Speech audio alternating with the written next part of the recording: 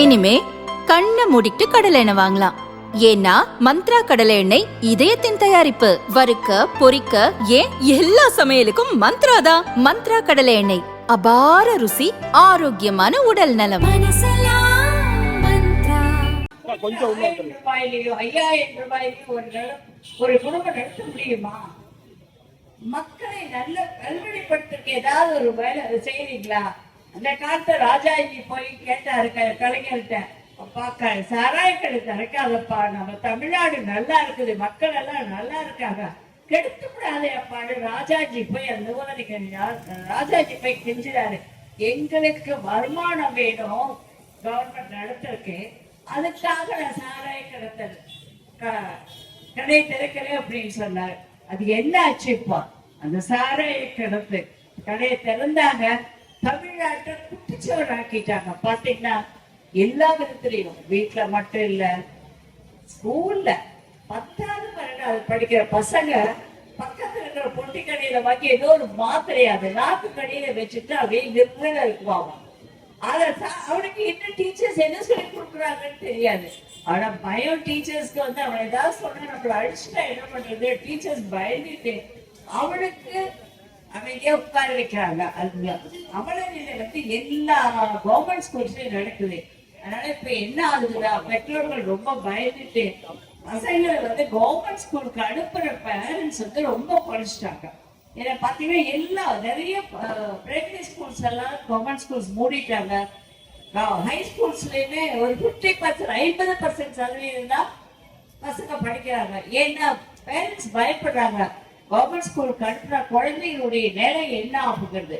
அந்த பொட்டி கடையில விற்கிறாங்கல்ல அந்த மாத்திரை, அதை போய் ஏப்பா அது கண்ட்ரோல் பண்ண மாட்டேங்கிறீங்கன்னு கேட்டா 5000 ரூபாய் ஃபைன் போடுறாங்களாம். அவன் 5000 ரூபாய் ஃபைனை கட்டிட்டு மேல கவனிக்கிறவங்களை எல்லாம் கவனிச்சிட்டாங்கன்னா அவங்க மறுபடியும் தொடர்ந்து அதை விற்க முடியும். ஏன் இங்க வந்து கவர்மெண்ட் கண்ட்ரோல் பண்ண முடியாதா? இந்த அரசு நேர்மையா நடக்க கூடாதா? குழந்தைங்களை பாதுகாக்க கூடாதா? சின்ன வயசுல இந்த டீனேஜ்ல யங்ஸ்டர்ஸ் வந்து இப்படி வீரா போறத வந்து இந்த அரசு வந்து பார்த்துட்டு இருக்குது. ஏன் உங்களுடைய பகுதி செயலாளர்களும் வார்டு செயலாளர்களும் அவங்களுடைய பாக்கெட் நிரப்புறதுக்காக இந்த வந்து கண்டிக்காக நீங்க விட்டுறீங்க. ஏன் இதெல்லாம் வந்து உங்களுக்கு பாவமா தெரியலையா? ஒரு குடும்பத்தை அழிக்கிறது பாவம் இல்லையா? இதனுடைய பலன் கட்டாயம் உங்களுக்கு இதுக்கு வந்து விடை கிடைக்கும். அடுத்து சொல்லலாம், அம்மா கல்வி அம்மா சொன்னாங்க இளம் விதவைகள் அதிகமாயிடுச்சுன்னு சொன்னாங்க. இப்ப என்ன குறைஞ்சிருச்சா? நீங்க வந்ததுக்கு அப்புறம் அப்ப வந்து 50% 75% ஆச்சு.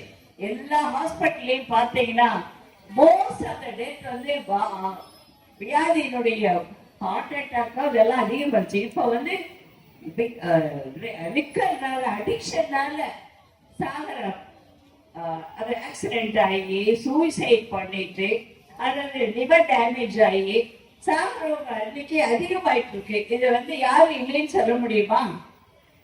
அவன் ஒரு ஆண்மகன் வந்து அவன் குடிச்சிட்டு குடும்பத்துக்கும் வருமானத்தை கொடுக்கல, அவன் உடம்பையும் எடுத்துட்டு ஹாஸ்பிட்டல்ல இருப்பான்.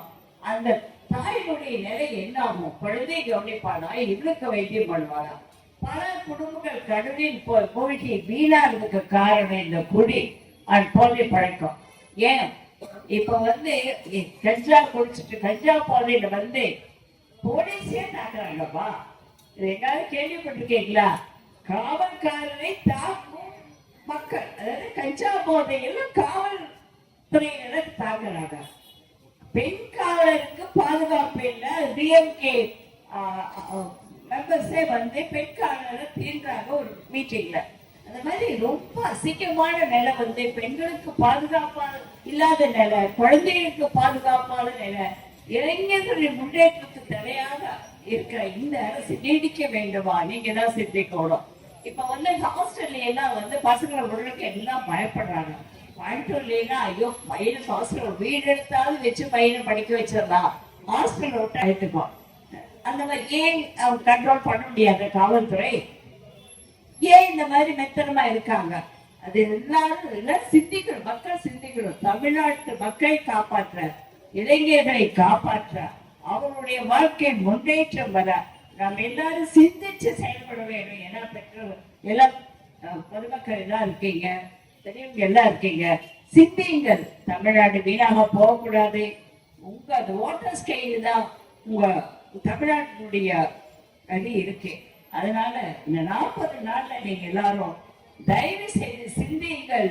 தமிழ்நாடு வாழ வேண்டும், மக்கள் வாழ வேண்டும், இளைஞர்கள் வாழ வேண்டும், இளைஞர்கள் முன்னேற வேண்டும், நன்னாக படிச்சு எல்லாரும் நல்லா இருக்கணும் அப்படிங்கிறதா எங்களுடைய எண்ணம். அது படிப்புல ஸ்கூல்லயே போயிடுறாங்க, காலேஜுக்கு போயும் பாதியில 1000 ரூபாய் மாசம் கொடுக்குறாங்கப்பா. அவன் என்ன பண்றான்? முதல்ல அப்பா அம்மாட்ட காசு வாங்கினா அவன் அதுக்கு பதில் சொல்ல வேண்டியது. எல்லா பிள்ளைகளுக்கும் பையனுக்கு 1000 ரூபாய் கொடுத்தாங்க. 1000 ரூபாய் என்ன ஆகுது?